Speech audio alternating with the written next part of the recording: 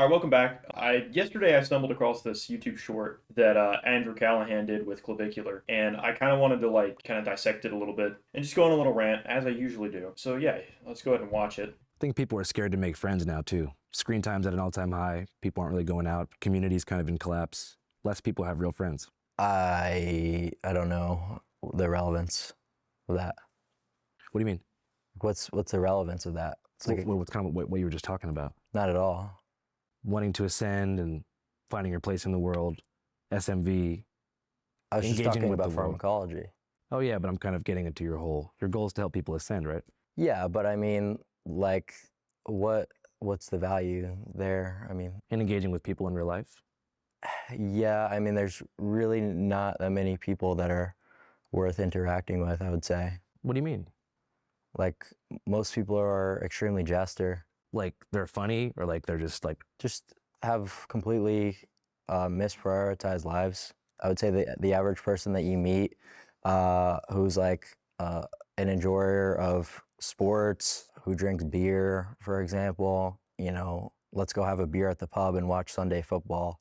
Like, that's the worst thing that you could do. Like, you should be on PubMed reading various different studies on how you could looksmax. you don't think there's any value in like social interactions with people? I wouldn't say people in general. I'd say that there's certain people that you could certainly learn from, but the average person that you encounter is literally like lidaring, watching like a baseball game. So you think most of humanity is sort of like enslaved to these consumer habits that prevent them from ascending? Yeah, I would say that's correct. So I have a couple of thoughts on this. I want to attack the last thing he said first about being enslaved to consumer habits. That's like true, but I don't know, like that's just obviously true, and I can't really talk about it other than saying that I think we could all benefit from like consuming less, you know what I mean? But it's something else that he was talking about is how most people are not worth interacting with, and the fact that hanging out with friends is a waste of time type thing. I think that's the point that he was trying to get to, and that's kind of where the meat of my criticism comes from. I think the main problem with that line of thinking is that it kind of results in this idea of like over optimization. And I personally have kind of struggled with this in the past. I used to feel bad if I wasn't like busy all the time. I'd go to my classes and then I'd go eat and then go to the gym. And then by the time I get home, it's like 6 o'clock in the evening, and I feel bad if I still can't make myself sit down and work on one of my personal projects. It is a dangerous thing to fall into, I think, in that you end up, like he said, misprioritized lives. I feel like any life that you're not able to enjoy to some extent is misprioritized. You should prioritize, life. You should prioritize living and enjoying things. And like he said, oh, going to the pub with some friends when you should be looking up studies on how to looksmax. No, you don't have to do that. You know what I mean? Like that to me sounds like a boring. That to me sounds like a waste of time. Because, well, not even talking about the looksmaxing stuff. Like that to me, if you have the opportunity to spend time with real, and it's real friends, if you have real community to an extent, and you have real friends that you can go and hang out with, that is healthy. That's good for you, okay? But it's this optimization culture, and this is pervasive nowadays, and I absolutely hate it because I'm not saying that there's not value in hard work, because they're almost all the value that you reap within your life comes from some kind of hard work. But it's the idea that you have to be working all the time. You can't have off days. You have to be grinding all the time. Or like if you're not the best, you might as well be nobody. That type of thinking. And I remember kind of feeling this way about music. If I felt like if I wasn't the best, then there's no point in doing it. And that's just not true. Like you can suck at stuff and still enjoy doing it. You know what I mean? There's nothing wrong with that. I don't know. And like onto the social interaction point too. That is a to say that most people are generally not like worth interacting with is kind of it's a very pretentious thing to say. I can't necessarily disagree wholeheartedly on that, but it's not I don't think it's a wise thing to say. I will agree that there are people that you should just not really bother talking to. If they somehow can't, if they don't bring value to your life, and or they actually like harm you somehow, if they don't serve you, and I don't mean actually serve you, I don't mean serve you within like a servant type term, but I mean like their presence doesn't enrich your life somehow, then don't bother. Like I have a handful of very close friends, just a handful, like two, and that's very lucky. It's very lucky if you have even one. Like you're very lucky to have that, and I mean like real close friends. But if you hang out with the same people like every weekend or whatever, and all you do is sit around and like watch movies or like get high together or whatever, and you just kind of like sit around and joke around, that's not, I wouldn't say that there's much value in that, because, well, besides the getting high thing, like that's kind of actively harming you. But the thing about, I don't know, it's just the thing that I'm wrestling with in my head right now is what actually defines value in a relationship or in a social interaction. Because if it's fun, if you actually enjoy it, and it's not like degenerate hedonistic behaviors, if you actually just enjoy hanging out with somebody, and it's not bonding over some activity, like bonding over some hedonistic activity, I should specify, hedonistic activity, then I think that's fine. And I think that if you can look back on it and say, oh, I did not waste that time, that was actually enjoyable time spent with my friend, then that's value, okay? If you actually gain things from that relationship, as in emotional support, and I don't mean like trauma dumping and like, what I'm talking about. I don't mean trauma dumping and like whining and like trauma bonding even, or putting other people down to make yourself feel good. I don't mean that type of emotional support. I mean that like talking things through type thing together and getting people's actual insight. That's valuable. And just things like that. But, and again, like I think what he means when he says there are certainly people you can learn from, that to me seems a little misguided, in the sense that I think he means, now I don't know, I could be like putting words all in his mouth right now,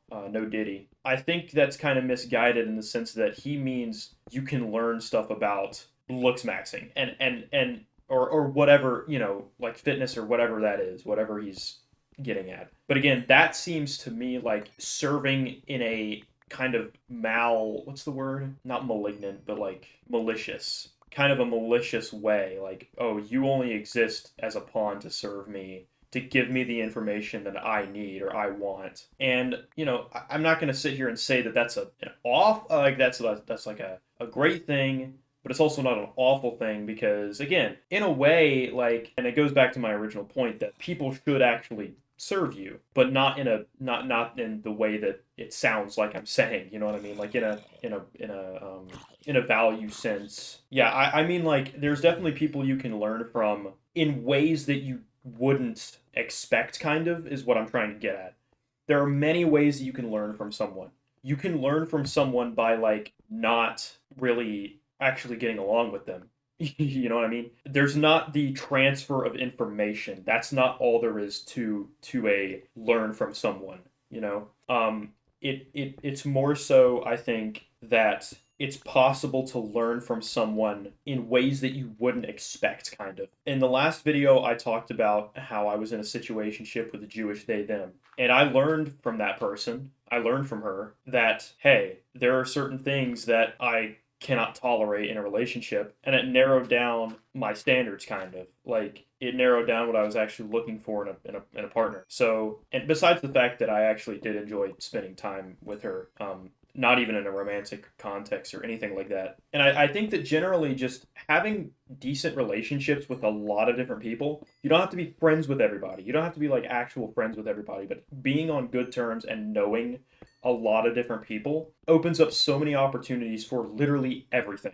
Literally everything in life, I think, kind of boils down to I know a guy, and you have to network with as many people as you can in whatever field that you're like trying to grow in. So for me, it was music. And just because I know a guy, I know a guy, I know a guy, I developed connections through music. You know, now we're playing shows and stuff, and we wouldn't have gotten that had we just not known a guy. You know what I'm saying? So social interaction is like the most, I would say that social interaction, being good at social interaction, and being like a palatable person is more important than looks. So suck that, clavichord. No, but seriously, I would argue that social interaction is more important than looks.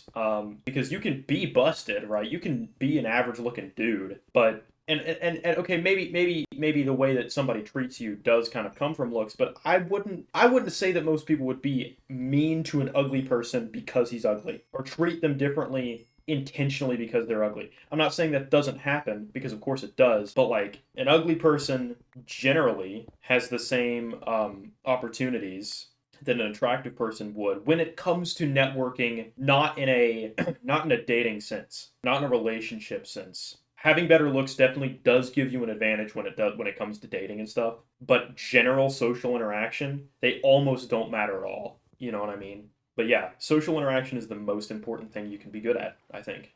The last thing I want to talk about is optimization and like the grind culture. I want to go back to that because I had another thought. I think the point of life, I think that the problem that this guy and a lot of people like him, Clavicular, that is not Andrew Callaghan. I think the problem that a lot of that these guys kind of fall into is that there has to be some like main point to life. There has to be some goal, and the truth is that there's not.